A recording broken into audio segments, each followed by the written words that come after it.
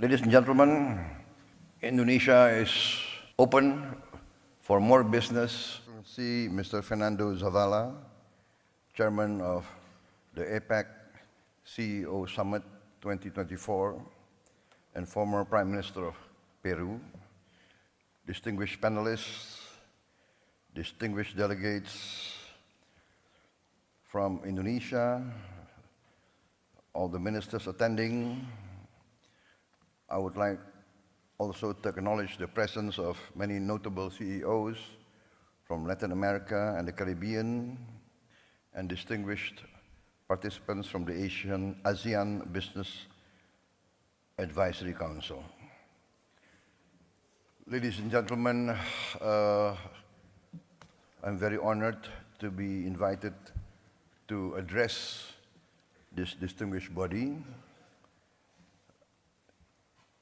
As we all know, that peace and prosperity is driven by economic activity, by the role of the business community, the role of entrepreneurs, the role of industry. Without the dynamic participation of the economic sector, basically, we cannot have growth and prosperity. Without growth, we cannot alleviate poverty. We cannot create relevant employment. Therefore, I am very happy and very honored to address you, the drivers of economic growth in the Pacific region. The Pacific region, I think, is one of the most dynamic areas of the world. Economic growth, potential technological achievements, the demographics, the resources available in the Pacific, in the Indo-Pacific regions, all point to a bright economic future for all. We have, at the present, geopolitical tension,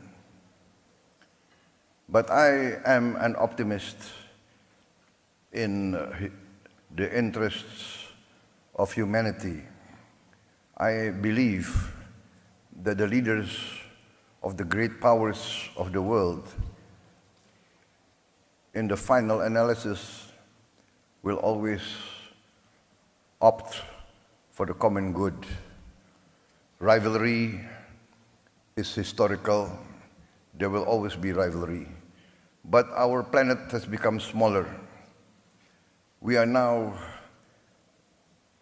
in a planet full of technological breakthroughs. The tremendous breakthroughs in technology demands that leaders be more wise, be more patient, be more accommodating, because the power of technology can bring significant progress to human life, but the power of technology can also destroy human life very fast. Therefore, I always choose the path of collaboration, engagement, communication, negotiation. Yes, we have to uphold and live by common laws, by international rules, but we must also have common understanding of everybody's interests. I come from a country now, Indonesia, one of the largest countries in the world, fourth largest population. Our territory from west to east is nearly the length of Europe. Europe has 27 countries or more. We are one country. We have our significant challenges, but we are blessed with abundant resources, significant territory, land and water. We have the fortune of being able to, in a few years, be completely self-sufficient in energy, self-sufficient in green energy. We will be perhaps one of the few countries that can achieve 100% renewable energy within a few years. We can replace fossil fuel by renewables. We have the largest geothermal potential. I think 60% of the world geothermal energy potential is in Indonesia. We have a potential, of course, solar energy, but our main strength will come from bioenergy, from the plant-based fuel that we can produce. We will be, I think, together with Brazil and maybe with the Congo DRC, we have the potential to produce fuel from plants, and this, I think, will create a lot of opportunities because we will save a lot on foreign exchange. The funds will circulate within our own economy. We also are blessed with critical minerals and other vital resources for modern life. And also I've been discussing with Peru, the Peruvian government. I think we have complementary resources for the future. We have managed to have a prudent economical and fiscal policies in the last years. We managed to maintain growth even after the COVID. Our growth now is about 5%, higher than the global average. Our inflation is at 2%. We have challenges. We still have, I would say, we still have poverty at a large scale, large level, which I'm determined to bring down. And we do have a significant percentage of our children malnourished. I'm also determined to address these problems head on.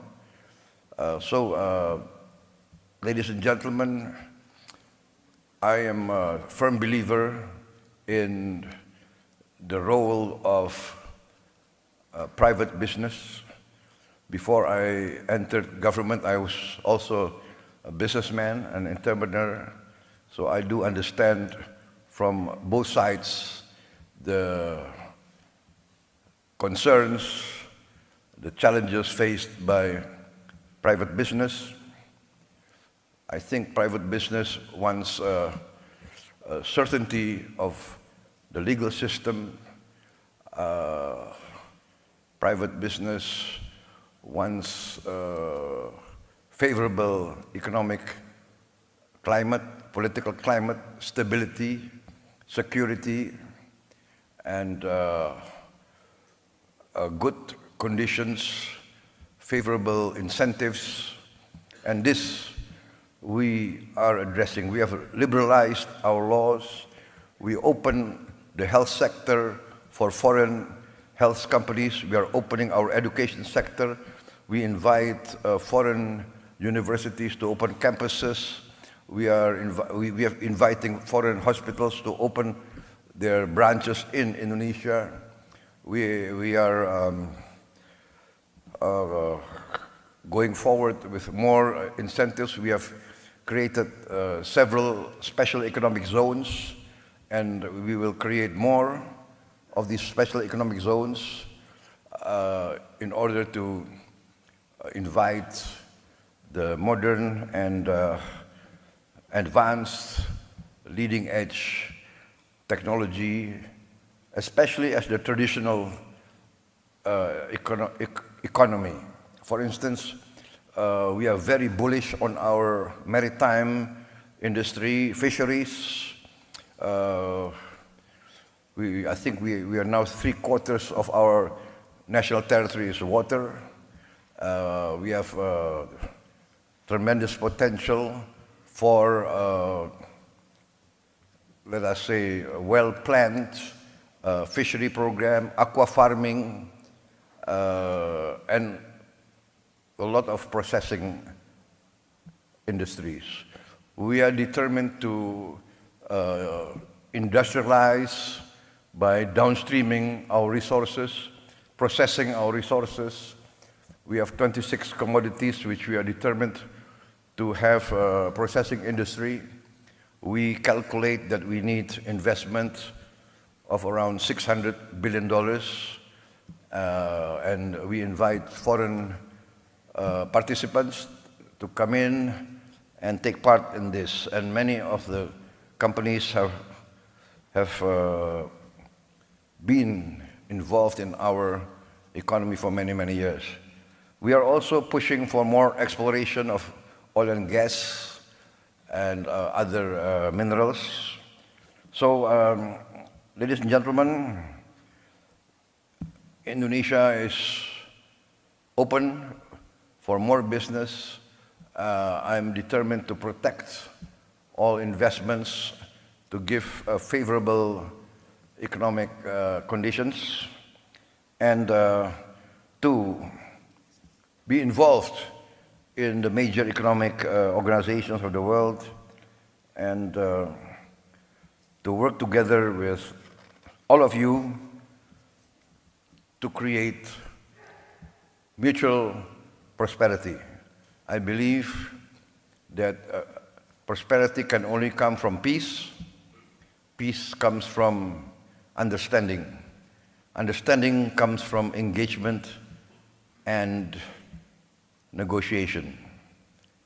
So I'm very happy to attend this APEC Summit, to renew contacts, to introduce myself, to introduce my country, and to invite cooperation between all of you, the private sector of the Pacific Basin, the Pacific world, and together to achieve prosperity.